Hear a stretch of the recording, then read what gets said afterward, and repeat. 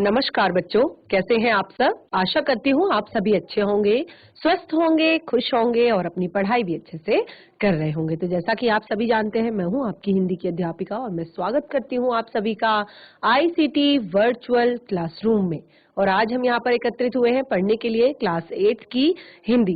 Class 8 की हिंदी में हम पढ़ रहे हैं शब्दों के भेद अर्थ के आधार पर, यानी कि कितने टाइप के होते हैं अर्थ के आधार पर शब्द। तो जैसे हमने इसमें काफी चीजें पढ़ ली हैं और अंतिम भाग हमारा यहाँ पर शेष रह गया है, वो है अनेक शब्दों के लिए एक शब्द। तो जैसे कि हमने कहा कि इसमें हमने अर्थ के आधार पर शब्दों के भेद जाने। तो अर्थ के आधार पर शब्दों के भेद में हमने कई जगह शब्दों के जो प्रकार है, यानी कि अगर हम कहें शब्दों के प्रकार उत्पत्ति के आधार पर, रचना के आधार पर, अर्थ के आधार पर, प्रयोग के आधार पर, तो हम यहाँ पर अर्थ के आधार पर पढ़ रहे थे। लेकिन आपने देखा कि कई बार यहाँ पर ऐसे शब्दों का प्रयोग हुआ है कि तत्सम शब्द या तद्भव शब्द। तो एक बार हम इन चीजों को भी रिवाइज करेंगे, यानी कि उत्पत्ति के आधार पर, यानी शब्दों की उत्पत्ति किस प्रकार से होती है, किसे कहते हैं तत्सम शब्द, किसे कहते हैं तद्भव शब्द, इसको भी हम एक बार आज अपने सेशन में रिवाइज करेंगे। तो आप सभी रेडी हो जाइए बिल्कुल आज की क्लास के लिए। चलते हैं स्मार्ट बोर्ड की तरफ। सभी बच्चे ध्यान पूर्वक पढ़ेंगे और ध्यान पूर्वक समझने का प्रयास करेंगे।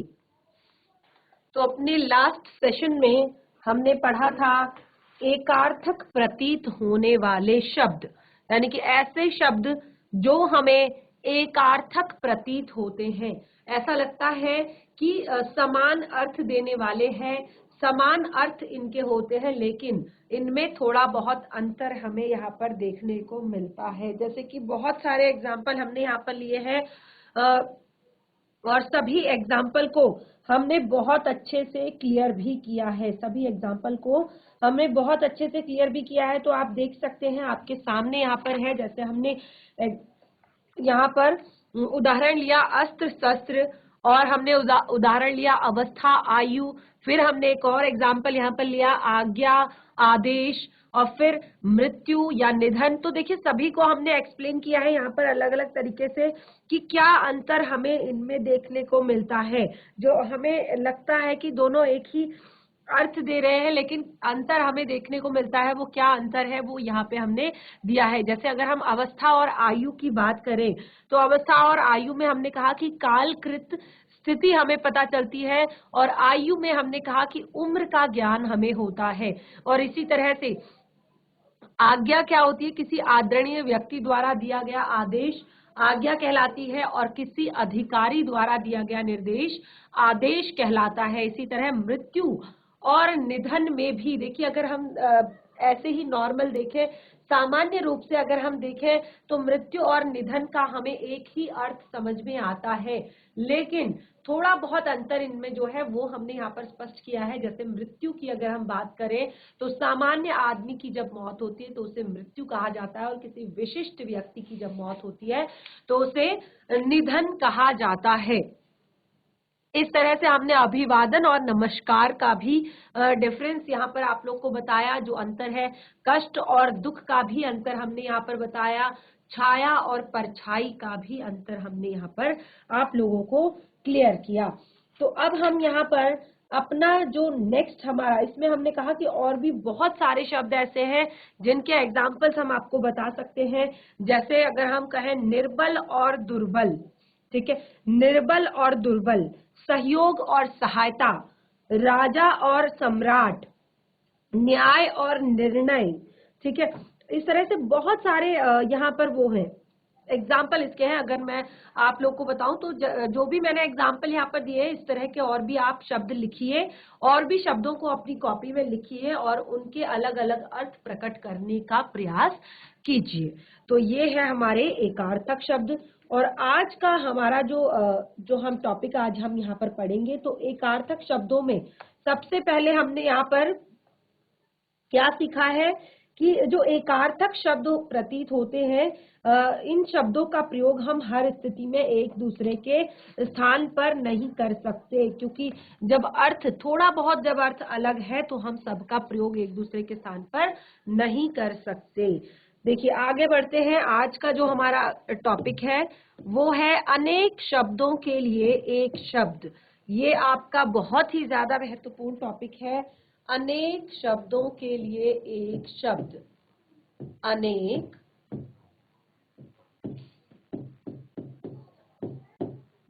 शब्दों के लिए एक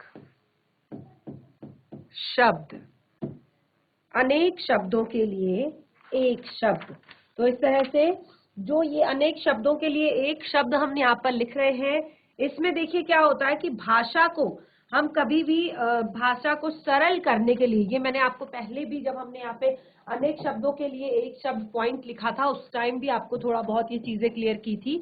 तो देखिए जब भी हमें भाषा को सरलीकृत करना होता है, भाषा को सुस्पष्ट करना होता है, भाषा को प्रभावशाली बनाना होता है, इसके लिए हमें अनेक शब्दों के स्थान पर एक शब्द का प्रयोग हम कहते हैं। जैसे हम अगर कहें कि बुरा आचरण करने वाले का हमेशा अपमान होता है, बुरा आचरण करने वाले का हमेशा अपमान होता है, तो उसकी जगह हम कह सकते हैं कि दुराचारी व्यक्ति का या अनाचारी व्यक्ति का हमेशा अपमान होता है। इस प्रकार से बहुत सारे ऐसे मतलब अगर हम लेख अगर लिखते हैं तो इस प्रकार की शैली, यानी कि संक्षिप्तता के साथ साथ जो वाक्य के अगर आप वाक्य की डिलीवरी करते हैं, वाक्य को बोलते हैं, तो उसमें एक अलग ही निखार आ जाता है। ठीक है, तो बहुत सारे ऐसे प्रचलित यहाँ पर इस तरह के वाक्य हैं जिनको हम एक अनेक शब्दों से एक शब्द बना सकते हैं। देखिए पहला एग्जाम्पल हम यहाँ पर लेते हैं, जिसका जन्म ना हुआ हो। जिसका जन्म ना हुआ हो तो क्या होगा? इसके लिए एक शब्द क्या होगा? जिसका जन्म ना हुआ हो, अजन्मा।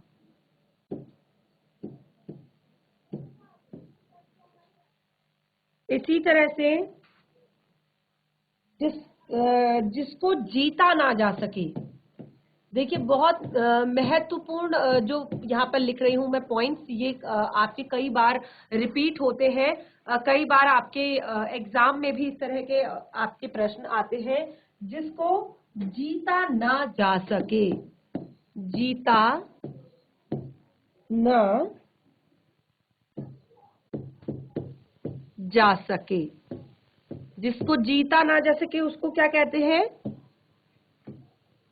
अजेय।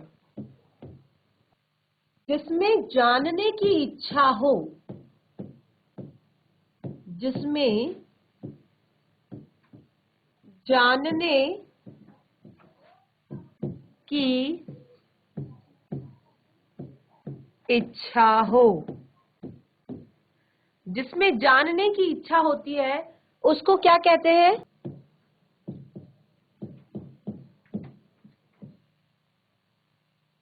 जिसमें जानने की इच्छा होती है उसे कहते हैं जिज्ञासु। जिसका आचरण अच्छा है,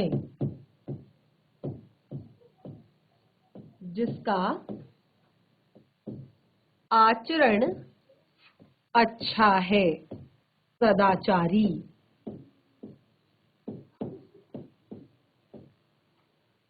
ठीक है, तो आप इन सभी जो चीज हम यहाँ पे लिख रहे हैं, जो भी शब्द हम, जो भी वाक्य हम यहाँ पर लिख रहे हैं, इनको आप जरूर अपनी कॉपी में नोट डाउन करेंगे, क्योंकि बहुत ही ज्यादा महत्वपूर्ण है ये सारे शब्द।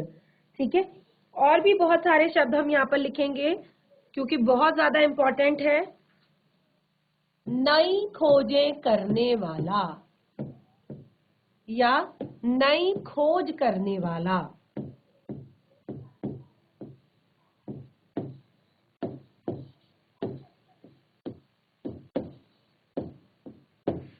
जो नई चीजों की खोज करता है उसे क्या कहते हैं? आविष्कारक।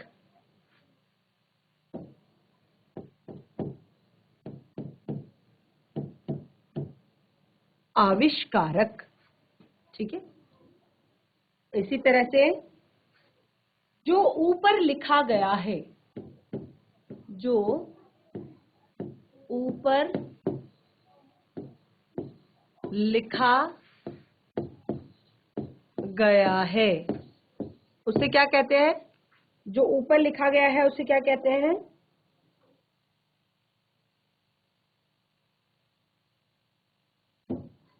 ऊपर,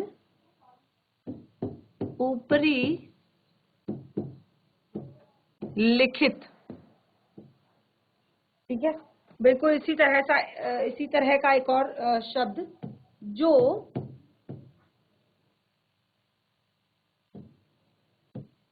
ऊपर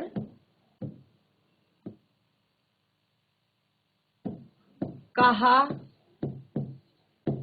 गया है उसे क्या कहते हैं? उपर्युक्त। ठीक है, साथ में काम करने वाला, में काम करने वाला। साथ में काम करने वाले व्यक्ति को क्या कहते हैं? सहकर्मी। ठीक है, जो जन्म से अंधा हो,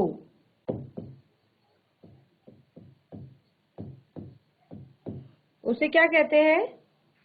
जो जन्म से अंधा हो उसे क्या कहते हैं? जन्मांध। पश्चिम से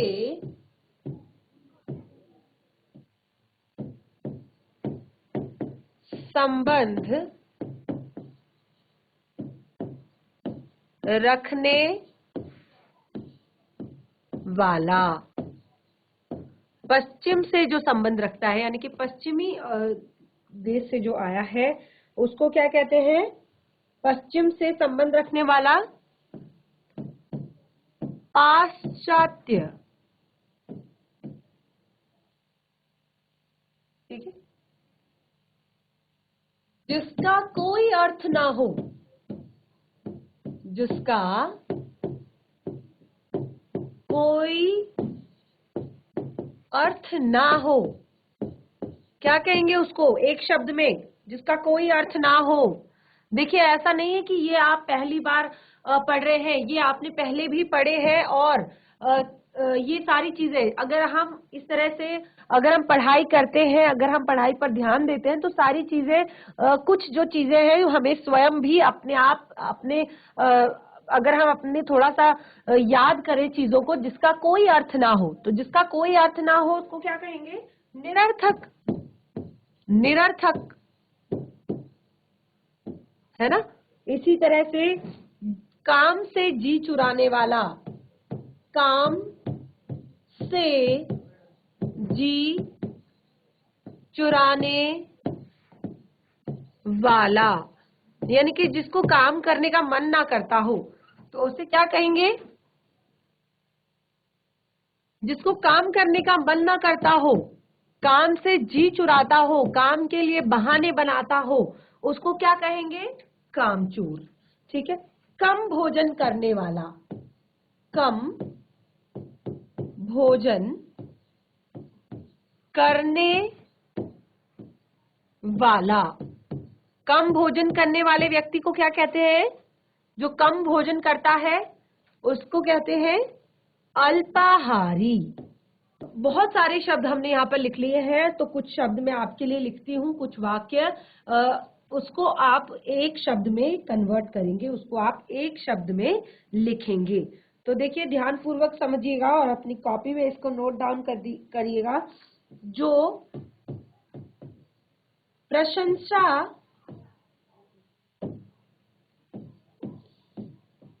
के योग्य है, जो प्रशंसा के योग्य है उसको क्या कहते हैं? जो व्यक्ति प्रशंसा के योग्य है उसको क्या कहते हैं? एक शब्द में इसको लिखिएगा। जिसका कोई आकार ना हो, जिसका कोई आकार ना हो, तो ये भी आप लिखेंगे। जिस पर विश्वास ना किया जा सके, जिस पर विश्वास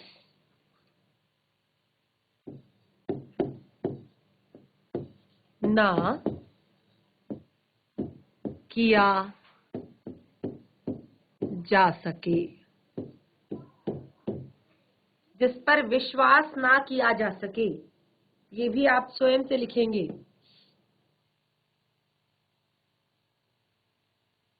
जो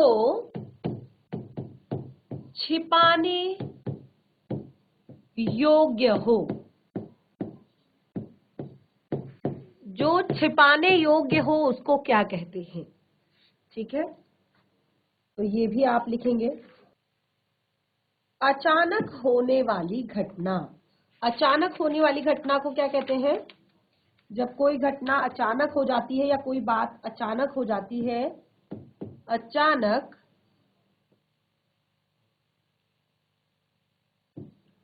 होने वाली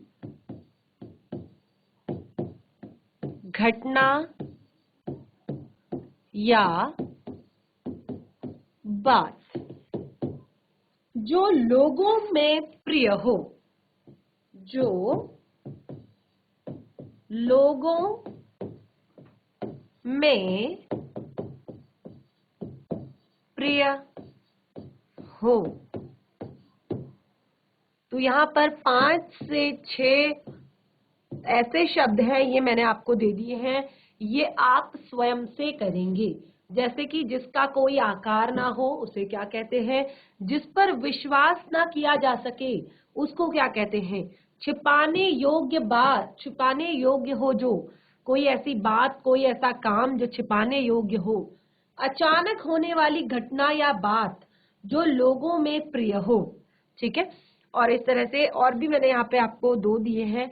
कम भोजन करने वाला अल्पाहारी, काम से जी चुराने वाला कामचोर, जिसका कोई अर्थ ना हो निरर्थक, पश्चिम से संबंध रखने वाला पाश्चात्य, और नई खोज करने वाला आविष्कारक। जो ऊपर लिखा गया है, ऊपर लिखित जो ऊपर कहा गया है उपरयुक्त, साथ में काम करने वाला सहकर्मी, जो जन्म से अंधा हो जन्मांध। तो इस तरह से हमने यहाँ पर अनेक शब्दों के लिए एक शब्द हमने यहाँ पर लिखा। तो देखिए इस पूरे चैप्टर में जो भी पाठ हम यहाँ पर पढ़ रहे थे, इसमें हमने अलग अलग चीजें पढ़ी और सभी को अलग अलग समझा, सभी को अलग अलग जाना। तो इसमें यहाँ पर अनेक शब्दों के लिए एक शब्द में हमने सबसे इम्पोर्टेंट बात ये जानी कि भाषा में संक्षिप्तता एवं प्रभाव वृद्धि के लिए हम अनेक वाक्यांशों को तथा अनेक वाक्यों तथा अनेक शब्दों के लिए हम एक शब्द का प्रयोग करते हैं। और दूसरा, ऐसा करके हम शब्द भाषा एवं अभिव्यक्ति के सौंदर्य को बढ़ाते हैं। यानी कि अगर हम इतनी लंबी बात करें कि जिसमें जानने की इच्छा हो, उसके लिए अगर हम जिज्ञासु शब्द प्रयोग करें तो ये बहुत ज्यादा इफेक्टिव होगा, प्रभावशाली होगा। इसी तरह से अगर हम कहें जो ऊपर कहा गया है, उसके लिए अगर हम उपरयुक्त शब्द का प्रयोग करें, जो जन्म से अंधा हो उसके लिए हम जन्मांध शब्द का प्रयोग करें। तो ऐसे ऐसे शब्दों का जब हम प्रयोग करते हैं तो क्या होता है? भाषा के प्रभाव में वृद्धि होती है, भाषा की संक्षिप्तता आती है। भाषा यानी कि आप देख सकते हैं हमने एक जो लंबी लाइन है उसको केवल एक शब्द में हमने यहाँ पर बदल दिया है। तो ये संक्षिप्तता भी आ गई भाषा में, और भाषा एक तरह से प्रभावशाली भी हो गई। तो अब देखिए यहाँ पर हमने बहुत सारी चीजें अभी तक पढ़ी हैं, लगभग 4 से 5 चीजें पढ़ी हैं अभी तक हमने। तो अभी तक आशा करती हूँ कि आप लोग सभी चीजें समझ गए होंगे, सभी चीजें आप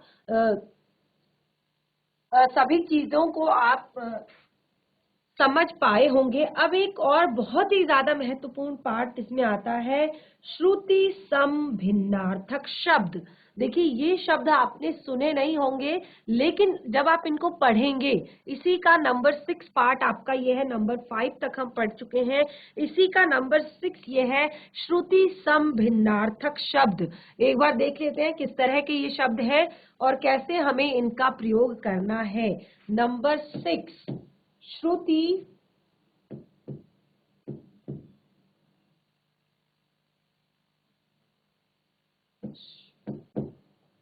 समभिन्नार्थक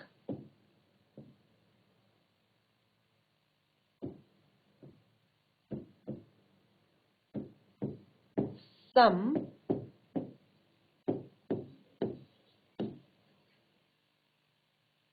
भिन्नार्थक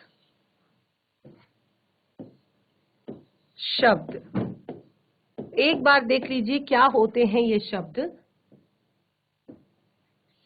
देखिए कई बार जब हम प्रतिदिन यानी कि रोज जब हम अपनी हिंदी की बुक पढ़ते हैं, हिंदी में बातचीत करते हैं, तो कई बार हम ऐसे शब्दों से अवगत होते हैं सुनते वक्त कि हमें सुनने में वो शब्द समान लगते हैं, लेकिन अर्थ जो है, अर्थ की दृष्टि से अगर देखा जाए तो उनमें काफी अंतर होता है। तो इन शब्दों को, जैसे ऐसे शब्दों को श्रुति सम यानी कि सुनने में एक जैसा लगने वाला, भिन्नार्थक किंतु भिन्न अर्थ में भिन्नता रखने वाला। ठीक है, जैसे मैं यहाँ पर आपको दो इस शब्द के अर्थ बताती हूँ। तो इस शब्द को, ये दो शब्दों से मिलकर बना है श्रुति सम और दूसरा है भिन्नार्थक।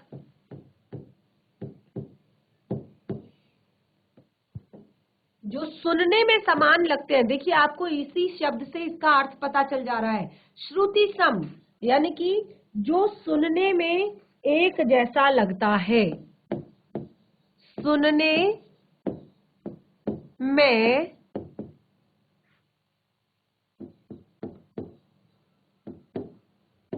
एक जैसा यानी कि समान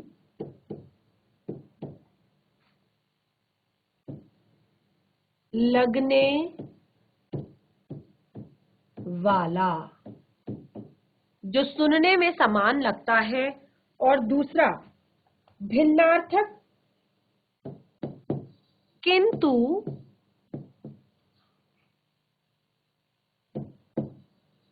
अर्थ में भिन्नता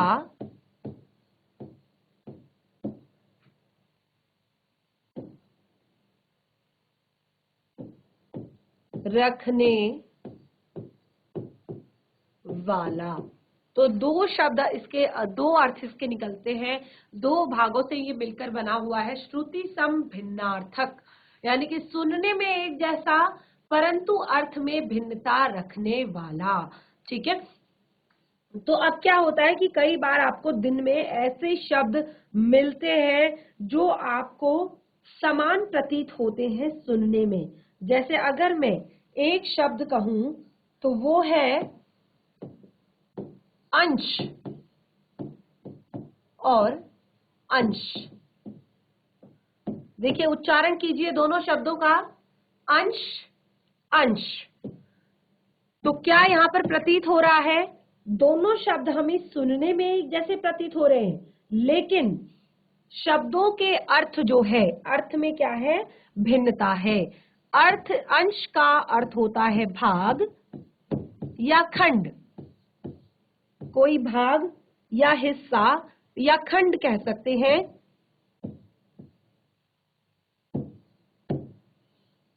इसी तरह से अंश का अर्थ होता है कंधा। ठीक है, अब यहाँ पर और एक दो और एग्जाम्पल हम लेंगे इसके।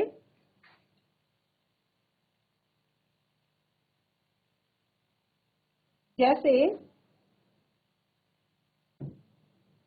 अवधि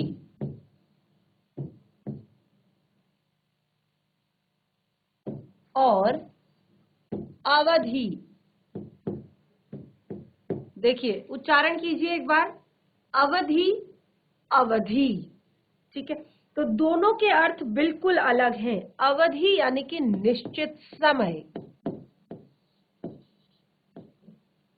निश्चित समय कहते हैं ना, इस समयावधि के अंतर्गत ये काम पूरा हो जाना चाहिए। तो अवधि यानी कि निश्चित समय, और अवधि क्या है? एक भाषा, एक भाषा है। अवधि क्या है? एक भाषा है। तो इस तरह से देखिए, शब्द आपको उच्चारण में बिल्कुल एक जैसे प्रतीत हो रहे थे, सुनने में अगर कोई व्यक्ति दूर से सुन रहा है तो उसको सुनने में एक जैसे प्रतीत होते हैं, लेकिन अर्थ बिल्कुल अलग अलग है। ठीक है, इस तरह से कर्म, क्रम काफी सेम प्रतीत हो रहे हैं सुनने में। कर्म का होता है काम, क्रम का अर्थ होता है सिलसिला, क्रमवार, सिलसिला। ठीक है, तो आप देख सकते हैं दोनों को उच्चारण जब हम कर रहे हैं तो काफी समान हमें प्रतीत हो रहे हैं, लेकिन यहाँ पर अर्थ जो है दोनों के अलग अलग आ रहे हैं। और एग्जाम्पल हम इसके लेंगे कुछ। इत्र या इत्र तो क्या है? इत्र यानी कि सुगंधित द्रव्य। कोई सुगंधित द्रव्य जो होता है उसे इत्र कहा जाता है। सुगंधित द्रव्य को इत्र कहा जाता है, और इतर का अर्थ होता है दूसरा।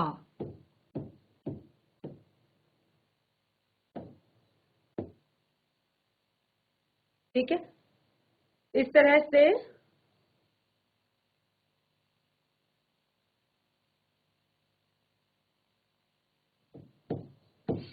जगत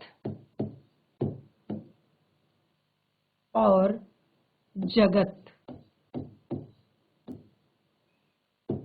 दोनों के अर्थ हम यहाँ पे लिखेंगे। जगत का अर्थ होता है संसार,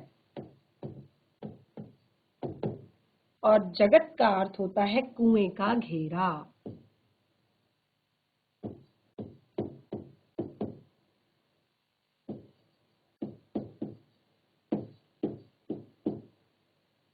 ठीक है,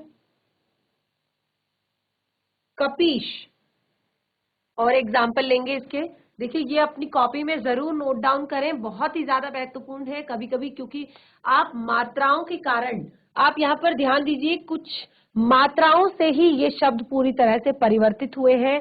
उच्चारण बिल्कुल एक जैसा प्रतीत होता है, सुनने में एक जैसे प्रतीत होते हैं, जैसे अवधि और अवधि। तो आप देखिए, अवधि एक होता है कि निश्चित समय, और अवधि एक भाषा है। कर्म का अर्थ होता है काम, क्रम का अर्थ होता है सिलसिला। ऐसे ही इत्र का अर्थ होता है सुगंधित द्रव्य, इतर का अर्थ होता है दूसरा। तो यहाँ पर आपको मात्राओं का ध्यान देना है। ये आप ध्यान पूर्वक देखेंगे कि मात्राएं किस प्रकार से लगी हुई है और कैसे आपने उसके अर्थ को समझना है। तो आगे बढ़ेंगे, और भी बहुत सारे हमारे पास एग्जाम्पल हैं इस तरह के।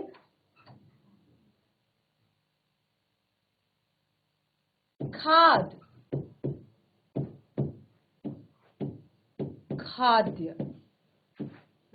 देखिए, खाद का अर्थ होता है उर्वरक। जो हम फसल जब उगाते हैं तो उसमें जो हम मिट्टी की उर्वरक शक्ति को बढ़ाने के लिए, मिट्टी को उपजाऊ बनाने के लिए जो हम चीजें डालते हैं उसे खाद कहते हैं, यानी कि उर्वरक।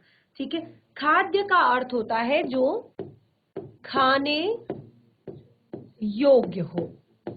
ठीक है, खाने योग्य चीजों को खाद्य कहा जाता है। ठीक है, इसी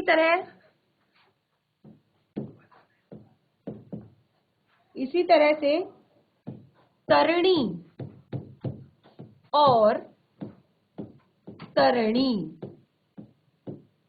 ठीक है, अब यहाँ पर केवल मात्रा का अंतर है। देखिए, तरणी और तरणी। ठीक है, तो तरणी का अर्थ होता है नौका। क्या होता है? नौका। और तरणी का अर्थ होता है सूर्य।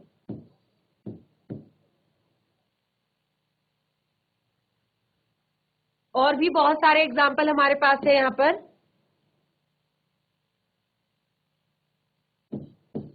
नित,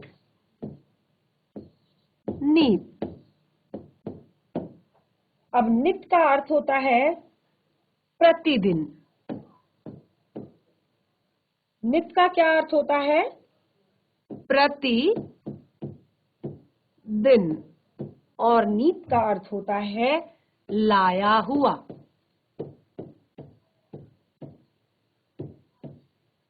इसी तरह से बहुत सारे और भी एग्जाम्पल हैं। अगर हम कहें कली, देखिए एक और एग्जाम्पल हम यहां पर लेंगे। कली और कली, उच्चारण कीजिए दोनों शब्दों का, कली और कली। तो देखिए कली को हम, कलयुग को कली कहा जाता है। कलयुग, कली का अर्थ होता है कलयुग। और ये जो कली हमने यहाँ पर लिखा है इसका अर्थ होता है अधखिला फूल। जो फूल की कली होती है, देखा होगा आपने, अधखिला फूल, उसको कली कहा जाता है। ठीक है, जो अधखिला फूल होता है उसको कली कहा जाता है, और कली जो होता है वो कलयुग को कहा जाता है। तो इस तरह के हमने श्रुति सम भिन्नार्थक, देखिए फिर से उसी शब्द पर आते हैं, श्रुति सम भिन्नार्थक। श्रुति सम यानी कि सुनने में समान, भिन्नार्थक यानी कि अर्थ में भिन्न। तो अभी तक हमने जितने भी यहाँ पर एग्जाम्पल लिखे हैं वो बिल्कुल इसी तरह से है, सुनने में सेम है, अर्थ में भिन्न है। एक और एग्जाम्पल हम यहाँ पर लेते हैं आपका कुल और कुल।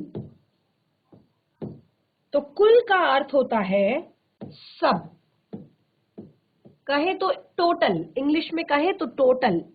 ठीक है, और कुल का अर्थ होता है किनारा। ठीक है, तो इस तरह से हमने यहाँ पर बहुत सारे जो शब्द हैं वो हमने जान लिए हैं। बहुत सारे शब्दों को हमने समझ लिया है कि क्या होते हैं हमारे पर्यायवाची शब्द, क्या होते हैं विलोम शब्द, क्या होते हैं अनेकार्थक शब्द, क्या होते हैं एकार्थक प्रतीत होने वाले शब्द, क्या होते हैं अनेक शब्दों के लिए एक शब्द, और क्या होते हैं श्रुति सम भिन्नार्थक शब्द। तो देखिए यहाँ पर कुछ शब्द मैं आपके लिए लिखूंगी जिनके एग्जाम्पल, जिनका उदाहरण आप लिखेंगे कि क्या होता है। ठीक है, जवान और जबान, इन दोनों के अर्थ आप लिखेंगे। तब, तब,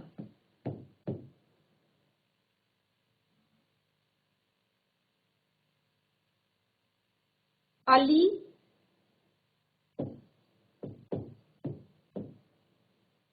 और अली,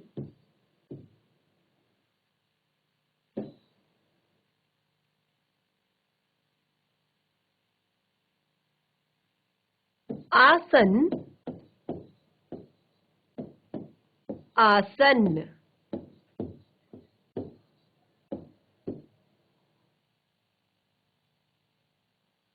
कोश, कोश,